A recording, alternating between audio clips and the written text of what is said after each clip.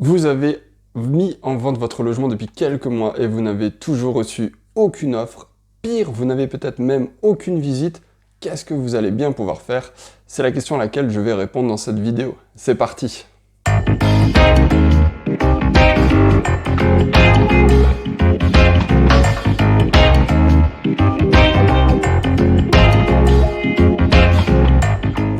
Il faut savoir dans un premier temps qu'un bien immobilier met en moyenne 3 mois pour se vendre lorsqu'il est au prix du marché. Si votre bien ne se vend pas, si vous n'avez pas de visite, la première piste de réflexion à avoir, c'est de revoir votre prix de vente. Si le prix de vente de votre logement est supérieur à toutes les offres similaires sur le marché actuel, il est normal que vous n'ayez pas d'offres ou même très peu de visites. Il y a deux options, soit vous avez fait votre estimation vous-même dans votre coin, vous avez peut-être essayé d'utiliser des sites d'estimation en ligne, vous avez pris la fourchette haute, ou alors vous avez pris votre prix d'achat de l'époque, vous avez voulu faire une plus-value et puis vous avez mis un prix de vente qui est en fait trop élevé. En tout cas, dans les deux cas, ce n'est pas bon, puisque vous n'avez pas d'offre ni même de visite, donc il faut changer ça. Et je vous conseille de faire appel à un professionnel de l'immobilier qui pourra vous aider à faire une bonne estimation de votre bien.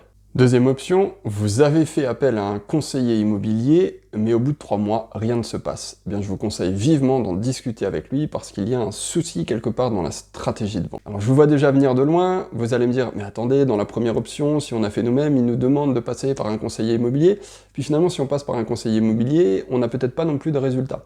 Bah oui, malheureusement, ça arrive, tous les conseillers immobiliers ne se valent pas, et surtout, mon plus grand conseil, c'est de faire appel à un conseiller immobilier qui connaît son secteur. Si vous prenez un conseiller immobilier qui a l'habitude de traiter des affaires à 50 km de chez vous, bah c'est peut-être normal qu'il ne connaisse pas bien le secteur et qu'il n'ait peut-être pas forcément évalué au mieux votre bien immobilier. Il se peut aussi que votre prix soit cohérent par rapport au prix du marché, mais que votre annonce ou que votre photo ne donne pas envie aux visiteurs d'aller venir voir votre bien en réel. Il faut savoir que quand un internaute cherche à acheter un appartement ou une maison et qu'il va voir défiler un nombre incalculable d'annonces, vous avez environ 3 secondes avec votre première photo pour le convaincre. Donc il faut que celle-ci soit percutante et jolie, qu'elle donne envie en fait de cliquer pour voir le reste de l'annonce. Il faut en fait que ce soit votre plus belle photo que vous mettiez en avant et il faut que ce soit celle-ci que votre internaute, que votre futur acquéreur va voir en premier. Sélectionnez 3 exemples de photos qu'il ne faut absolument pas reproduire pour diverses raisons.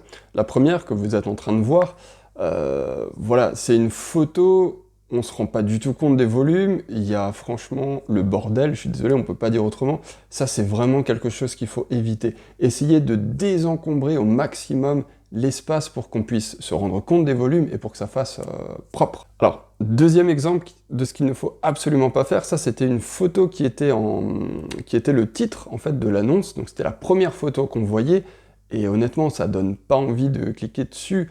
Vous avez 9 photos sur une photo, donc on se rend pas du tout compte des volumes, c'est tout petit, honnêtement on voit rien, c'est totalement inutile, ça donne pas du tout envie de cliquer sur votre annonce. Dernier exemple, c'était aussi une photo en titre d'annonce, donc c'est celle qui est censée donner envie de cliquer dessus. Alors voilà, ça aussi, il faut éviter un plan. Je veux bien qu'on mette un plan, mais dans la photo numéro 5 ou numéro 6, mais pas sur la première photo, celle où on est censé avoir envie de cliquer dessus, parce que là, je suis désolé, je pense que peu de personnes ont envie de cliquer sur cette annonce quand on voit ce genre de photo. Donc voilà, votre photo, elle doit donner envie. Si vous n'arrivez pas à faire de belles photos, si vous n'avez pas le matériel nécessaire, faites appel à un photographe. Il y en a plein qui proposent ce genre de service pour des annonces immobilières. Ou alors pareil, vous avez plein d'experts immobiliers, d'agents immobiliers qui prennent de très belles photos parce qu'ils ont l'habitude et qui valorisent votre bien avec les photos. Alors juste pour petite précision, les photos que je viens de vous montrer, je ne les ai pas inventées, c'est des annonces immobilières récentes que j'ai eu l'occasion de voir puisque je les vois tous les jours. Donc c'est pas inventé, c'est réel, et c'est dommage parce que ces photos, elles donnent pas envie en fait d'aller voir le bien. Votre prix est cohérent, vos photos donnent envie, vous avez des visites, peut-être même beaucoup de visites, mais vous n'avez toujours aucune offre. Ben, on vient voir ensemble qu'est-ce qui peut bloquer et qu'est-ce qui peut être amélioré à ce moment-là. Lors des visites, vous allez devoir vous montrer le plus disponible et le plus convaincant possible face aux acquéreurs. Alors, quand je dis disponible, c'est que vous devez pouvoir répondre à toutes leurs questions. Vous ne devez pas paraître embêté par leurs questions, c'est normal qu'ils aient des interrogations sur votre logement. Ils sont quand même peut-être en train d'acheter un logement qui vaut 100, 200, 300 000 euros, donc c'est normal qu'ils aient des interrogations, et vous devez être le plus avenant possible, le plus ouvert à répondre à toutes leurs questions, ça c'est très important. Vous devez aussi être disponible en termes de temps pour les visites, celles-ci vont peut-être durer 1 heure et demie, ou peut-être une demi-heure, en tout cas vous devez avoir une plage horaire assez grande pour que la visite se passe dans les meilleures conditions possibles, et pas que l'acheteur ait l'impression que vous allez vite le bazarder dehors parce que vous avez autre chose à faire. Dernière chose sur la disponibilité, il faut que vous puissiez avoir plusieurs jours disponibles pour les visites. Si vous n'avez qu'un seul créneau dans la semaine, le mardi de 17 h à 18 h, ben c'est sûr et certain que vous allez rater un bon nombre d'acheteurs qui, eux, sont peut-être disponibles le mercredi, le samedi, le dimanche. Voilà, il faut que vous puissiez être souple. Dernière chose sur les visites, il faut que vous soyez ouvert à la négociation.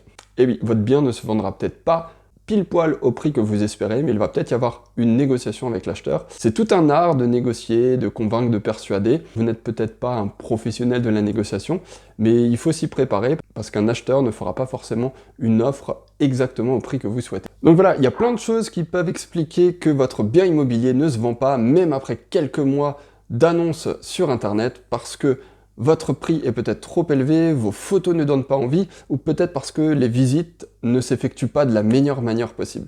Dans tous les cas, je vous conseille de faire appel à un professionnel de l'immobilier qui est expert sur son secteur et qui saura vous accompagner du début à la fin et de vendre votre bien immobilier dans les meilleures conditions possibles pour vous. Voilà, c'est tout pour cette vidéo, j'espère qu'elle vous aura plu et qu'elle pourra vous aiguiller, vous donner des conseils ou en tout cas des choses à revoir si votre bien immobilier ne se vend pas. En tout cas, j'ai été ravi de vous retrouver et moi je vous dis à bientôt.